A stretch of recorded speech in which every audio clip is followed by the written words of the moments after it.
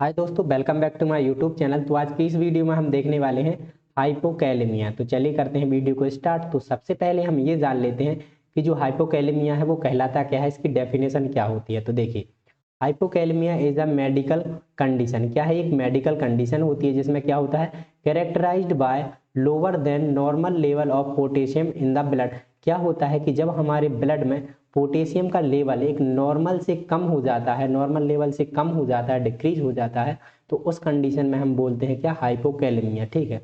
Normal potassium level की हम बात करें तो होता है 3.6 टू 5.2 मिलीमोल पर लीटर, इतना होता है। लेकिन 3.6 से जैसे ही नॉर्मल लेवल से कम होता है पोटेशियम हमारे ब्लड में, तो उस कंडीशन में हम बोलते हैं क्या है कि हाइपोकैलेमिया है।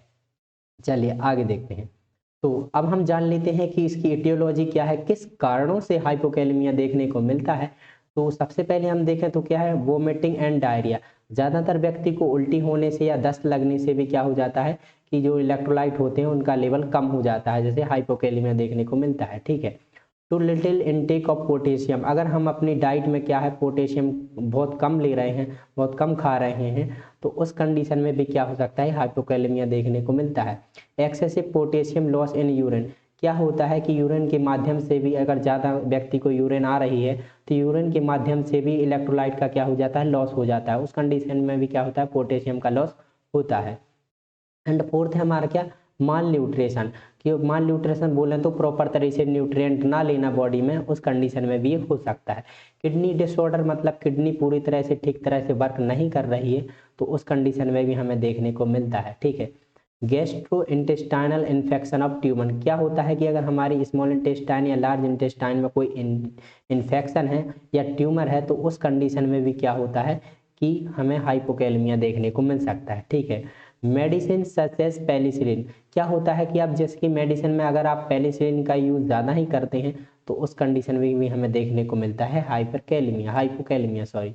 एंड क्या है, consuming large amount of caffeine, अगर आप बहुत ज़्यादा मात्रा में कैफीन यूज़ करते हैं, कैफीन को लेते हैं, तो उस कंडीशन में भी हमें ये कंडीशन देखने को मिलती है। और यूज़ ऑफ डायोटिक्स, अगर आप ये डायोटिक्स का यूज़ करते हैं तो उस कंडीशन में भी हमें देखने को मिलते सकता है। तो ये कारण है किसकी, हाइपोकैलेमिया होने की।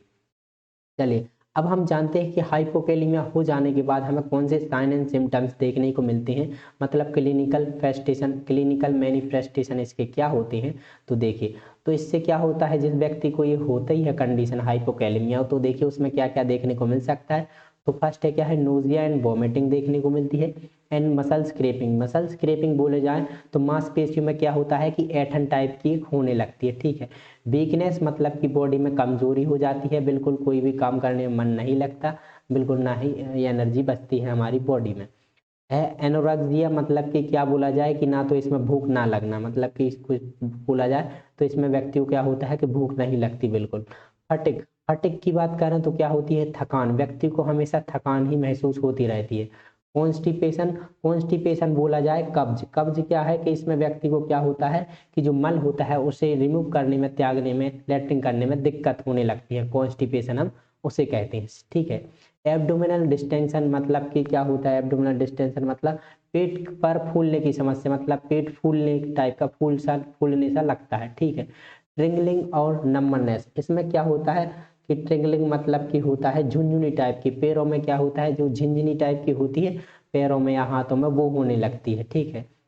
एंड इसके बाद है क्या, लो ब्लड प्रेशर, जो ब्लड प्रेशर होता है वो भी क्या होने लगता है, व्यक्ति का लो होने लगता है। एक्सेसिव यूरिनेशन, अगर यूरिनेशन की बात करें वो व्यक्ति क्या होता है, बाथरूम ज़्यादा मात्रा में जाने लगता है। ठीक है। और एबनॉर्मल हार्ट रिदम, जो हार्ट की जो ब्रीथिंग होती है वो भी क्या होती है कि वो मतलब कि इनलार्ज हो जाती है, ठीक तरह से वर्क नहीं करता हार्ट। तो कुछ इस प्रकार से क्लिनिकल मैनिफेस्टेशन हमें देखने को मिल सकती हैं। चलिए आगे अगर हम बात कर दें किसकी, डायग्नोस्टिक इवैल्यूएशन की, मतलब कि हम इसे कैसे पता कर सकते हैं कि व्यक्ति को क्या है, हाइपोकैलेमिया देखने को मिल रहा है। तो पहले हम क्या करेंगे, सबसे फर्स्ट हम क्या करेंगे, पेशेंट की हिस्ट्री कलेक्शन करेंगे, मतलब कि उसकी हिस्ट्री देखेंगे, प्रीवियस हिस्ट्री, प्रेजेंट हिस्ट्री और पास्ट हिस्ट्री के, पहले तो कोई डिसीज उसे है तो नहीं। ठीक है। एंड उसका क्या करेंगे, फिजिकल एग्जामिनेशन करेंगे पूरी बॉडी का। ठीक है। इसके बाद हम ब्लड टेस्ट करेंगे, ब्लड टेस्ट से हमें पता चल जाएगा कि व्यक्ति को हाइपोकैलेमिया और कौन कौन से इलेक्ट्रोलाइट इम्बैलेंस हुए हैं। देन उसके बाद क्या करेंगे, ईसीजी करेंगे, ईसीजी में भी हमें पता चल जाता है, एंड यूरिन टेस्ट करेंगे। तो ये क्या है, डायग्नोस्टिक इवैल्यूएशन जिसके जरिए हम पता निकाल सकते हैं, ठीक है। इसके बाद करते हैं हम मैनेजमेंट की। अगर व्यक्ति को हाइपोकैलेमिया हो गया है तो हम कैसे ठीक कर सकते हैं, ठीक है। तो सबसे क्या करेंगे, सबसे पहले ओरल या आईवी पोटेशियम सप्लीमेंटेशन, हम इसमें क्या करेंगे, ओरल या आईवी मतलब इंट्रावीनस या ओरली तरीके से क्या करेंगे, हम पोटेशियम व्यक्ति को देंगे, चढ़ाएंगे, ठीक है।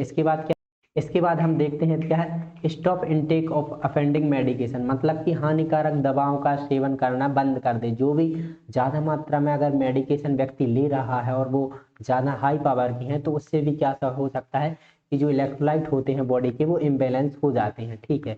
इसके बाद बात करें तो increase intake of potassium of diet, क्या जो पेशेंट है, जो व्यक्ति को हाइपोकैलेमिया है, उसकी डाइट में क्या हो, पोटेशियम लेवल ज़्यादा हो।